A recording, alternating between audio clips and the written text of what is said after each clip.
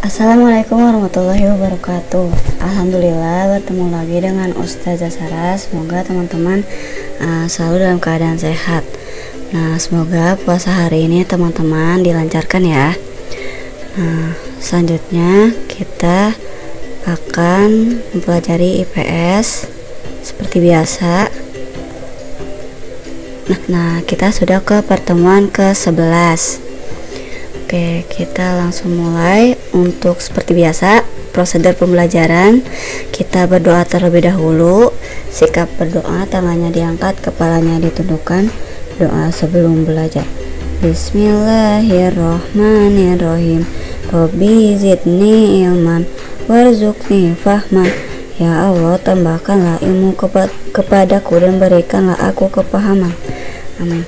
Nah, pastikan fokus menyimak informasi yang Ustazah informasikan kepada teman-teman, lalu bekerja secara mandiri dan tuntas. Lalu setelah itu kita bersyukur dengan membaca hamdalah bersama. Oke, kita belajar. Nah, tema 9-nya kayanya negeriku. Subtema 1, kekayaan sumber energi di Indonesia. Pertama, sumber energi adalah sesuatu di sekitar kita yang mampu menghasilkan energi. Dalam surat Al-Quran Ar-Rum ayat 46 yang artinya, dan di antara tanda-tandanya adalah bahwa Dia mengirimkan angin sebagai pembawa berita gembira dan untuk merasakan kepadamu sebagian dari rahmatnya, dan supaya kapal dapat berlayar dengan perintahnya, dan supaya kamu dapat mencari karunia-Nya. Mudah-mudahan kamu bersyukur. Nah, dalam Quran surat Ar-Rum ini menjelaskan bahwa energi itu diciptakan oleh Allah. Nah, lalu Allah mengirimkan angin. Nah, maka di dunia ini kita sudah menggunakan angin sebagai energi. Nah, contoh kecilnya adalah menjemur atau misalnya untuk energi listrik. Nah, lalu ketiga, energi diartikan sebagai kemampuan dalam melakukan usaha atau kerja. Lalu keempat, energi merupakan besaran yang kekal. Dan kelima, artinya energi tidak dapat diciptakan dan dimusnahkan. Nah, jadi yang bisa menciptakan hanyalah Allah, yang dapat memusnahkannya juga yang menciptakannya, yaitu Allah Subhanahu wa Ta'ala. Tetapi dapat diubah dari bentuk satu ke bentuk yang lain. Oke, sekarang langsung ke materi tentang lingkungan alam sesuai dengan kondisi geografis pada kegiatan manusia. Nah, lingkungan itu apa sih? Nah, lingkungan itu ada di kehidupan manusia dan tidak dapat dipisahkan dari lingkungan sosial. Nah, contohnya ini lingkungan alam dan lingkungan sosial itu tidak dapat dipisahkan dari kehidupan manusia karena manusia adalah makhluk sosial, selalu mengobrol, selalu berbicara satu sama lain. Nah, lalu lingkungan adalah segala sesuatu yang ada di sekitar manusia yang memengaruhi kehidupan manusia. Berikut fungsi lingkungan bagi kehidupan. Nah, pertama, lingkungan itu sebagai tempat mencari makan atau mencari nafkah. Nah, di sini contohnya nelayan. Nelayan memperoleh nafkah dari laut, dari hasil laut, dan menjualnya ke masyarakat yang membutuhkan. Nah, petani memperoleh sumber penghidupannya dari lahan pertanian dan menjualnya ke masyarakat yang ada di seluruh daerah misalnya. Lalu pengusaha memperoleh sumber penghidupan nafkah dari proses produksi, yaitu mengelola bahan-bahan dan lingkungannya. Lalu kedua, lingkungan itu sebagai tempat bekerja. Nah, setiap manusia pasti melakukan berbagai aktivitasnya untuk mencari nafkah. Nah, contohnya ayah teman-teman atau bunda teman-teman, untuk memenuhi kebutuhan teman-teman di sekolah atau kebutuhan teman-teman sehari-hari untuk makan dan minum.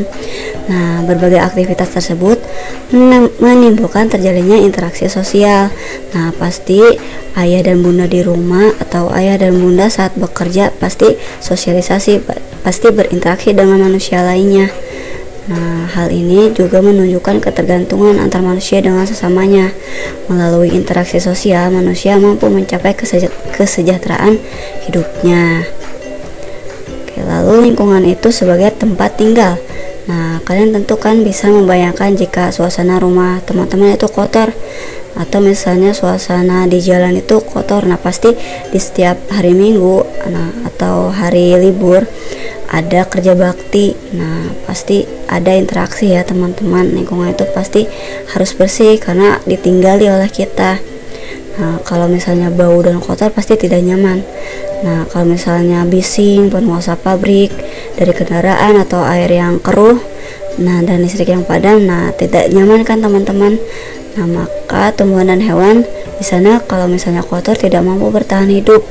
Nah, jika keadaan lingkungannya berubah, nah ikan tidak dapat bertahan hidup di darat dan kambing tak dapat hidup di air. Nah, jadi setiap makhluk hidup memerlukan lingkungan tertentu sebagai tempat tinggal. Nah, misalnya mereka butuh rumput yang luas untuk tempat makan mereka, tempat tinggal mereka, atau hutan yang tidak harus ditebang, nah, seperti itu.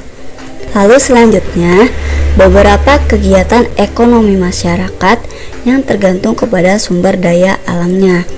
Misalnya masyarakat daerah di pantai, nah pasti sebagian adalah nelayan.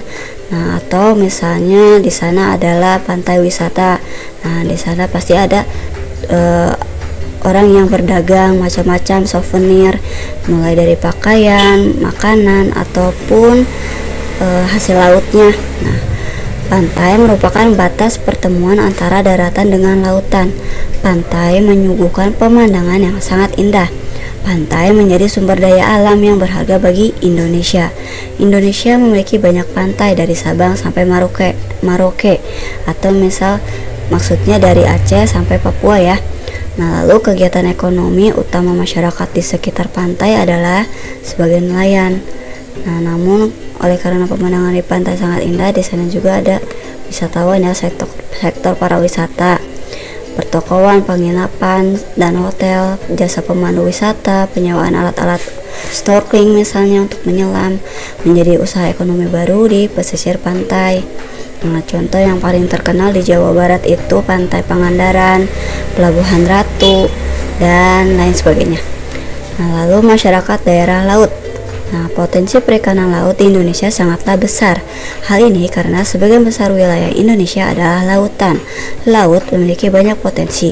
Nah, kita bisa memanfaatkan hasil laut tersebut seperti ada yang disebutkan waktu kemarin. Nah, ada ikan, ada udang, ada mutiara, ada kepiting, ada teripang, dan rumput laut. Nah, di laut juga ada kegiatan penguburan sumber energi minyak bumi.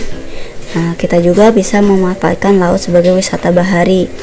Kalau kita menyelam, kita pasti bisa melihat keunikan dan keindahan alam bawah laut ya. Di sana ada karang, ada ikan-ikan yang berwarna-warni. Nah, beberapa daerah yang memiliki keindahan bawah laut yang sangat terkenal di Indonesia dan sering dikunjungi oleh wisatawan internasional ataupun lokal itu adalah Raja Ampat di Papua dan Bunaken di Sulawesi Utara, karena lautnya yang jernih dan banyak macam ikannya.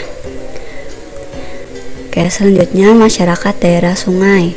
Nah, sungai merupakan lingkungan alam yang sangat penting. Bagi sebagian orang, sungai dipergunakan sebagai sumber air bagi kehidupannya.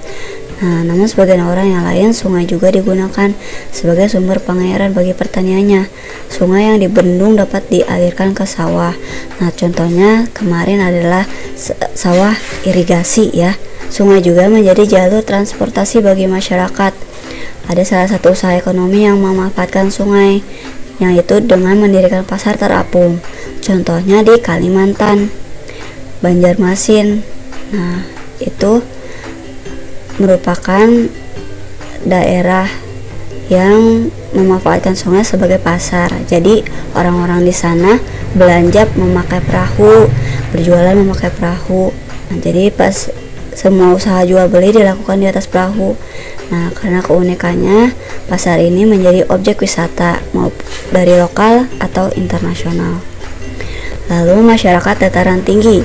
Dataran tinggi merupakan wilayah dataran yang memiliki ketinggian lebih dari 400 meter di atas permukaan air laut. Daerah dataran tinggi baik untuk menanam sayuran dan buah-buahan. Nah, karena di sana udaranya sesuai dengan tanaman, sayuran.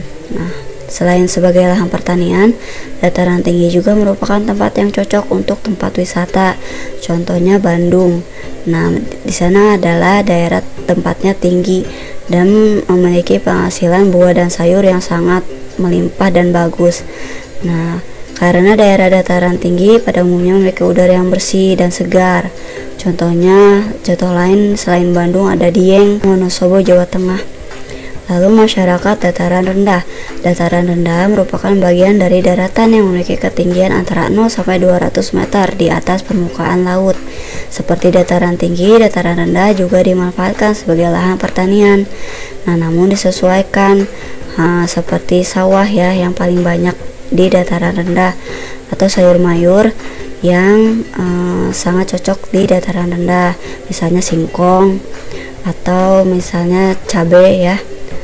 Nah, selain itu dataran rendah juga dapat dimanfaatkan sebagai lahan industri, peternakan dan perumahan sesuai dengan kondisi alamnya ya. Nah, lalu untuk proyek kali ini teman-teman lengkapi peta pikiran berikut. Di sini di tengah-tengah ada lingkungan. Nah, tadi dijelaskan apakah lingkungan itu? Nah, lingkungan adalah, lalu di sini ada berapa jenis lingkungan? Ada berapa jenis lingkungan? Nah, sebutkan. Tadi seperti yang diinformasikan ada berapa jenis lingkungan, lalu sebutkan sampai akhir tadi. Lalu, apakah lingkungan hanya bermanfaat bagi manusia? Mengapa? Nah, apakah hanya untuk manusia? Nah, hewan juga pasti memerlukan ya. Kenapa mereka memerlukan lingkungan dan manfaatnya untuk mereka apa? Nah, nanti tulis alasannya ya. Lalu, apa saja fungsi lingkungan bagi manusia? Nah, fungsinya untuk apa? Tadi pertama untuk contoh ya, mencari nafkah dan lain sebagainya. Lalu, mengapa lingkungan bisa memengaruhi aktivitas manusia? Nah, mengapa bisa memengaruhi aktivitas manusianya? Nah, nanti ditulis alasannya. Nah, teman-teman nanti kalau misalnya tidak punya printer boleh di buku tulis. Nah, tapi sesuai dengan ini ya, buat kotak-kotaknya. Nah, lalu kalau misalnya ada printer boleh di print. Oke, kalau misalnya tidak cukup tulisannya boleh di sebelahnya ya, seperti itu. Oke, cukup sekian. Tetap semangat teman-teman, semoga Allah mempermudah pekerjaan teman-teman. Pastikan teman-teman dapat menuntaskan proyek tepat waktu. Nah, semoga teman-teman bisa dengan jelas menangkap informasi dari Ustazah Sarah. Maaf apabila ada kesalahan. Kita tutup dengan membaca hamdalah bersama-sama. Alhamdulillahirrahmanirrahim. Segala puji bagi Allah Tuhan semesta alam. Semoga puasanya lancar, semoga puasanya tamat ya teman-teman. Wassalamualaikum warahmatullahi wabarakatuh.